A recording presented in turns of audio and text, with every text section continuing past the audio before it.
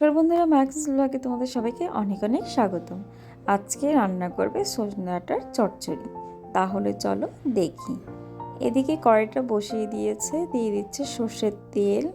এরপরে দেখো কাপে রয়েছে সর্ষে বাটা, আর তেলটা গরম হতে দিয়ে দিচ্ছে জিরে আর কালো জিরে ফোড়ন।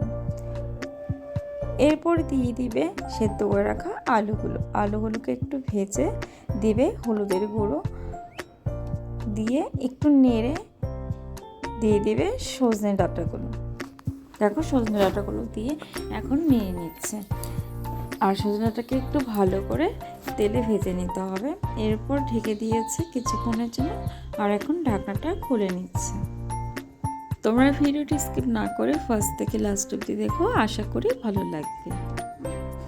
এখন দিয়ে দিবে জিরের গুঁড়ো দিয়ে দিচ্ছে সামান্য একটু জল, যেহেতু চচ্চড়ি তার জন্য বেশি জল দেওয়া যাবে না।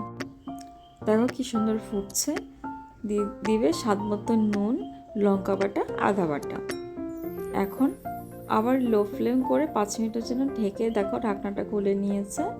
সবশেষে দিয়ে দিবে সর্ষে বাটা দেওয়ার সময় কিন্তু গ্যাসের ফ্লেমটা একদম লো করে নিতে হবে। লো ফ্লেমে 2-3 মিনিটের মতো ফুটিয়ে নিলে কিন্তু একদম রেডি সজনে ডাঁটার চচ্চড়ি। তো দেখো বন্ধুরা, এখন শুধু এটা একটা বাটিতে নামিয়ে নিলে কিন্তু গরম গরম ভাতের সাথে একদম জমে যাবে। আর এই রেসিপিটি কার কার ভালো লাগে অবশ্যই কমেন্টে জানাবে। যদি ভালো লেগে থাকে লাইক কমেন্ট শেয়ার করবে, সাবস্ক্রাইব করে আমাদের এই ছোট্ট চ্যানেলটির পাশে থাকবে। আর তোমরা সবাই ভালো থাকবে, সুস্থ থাকবে।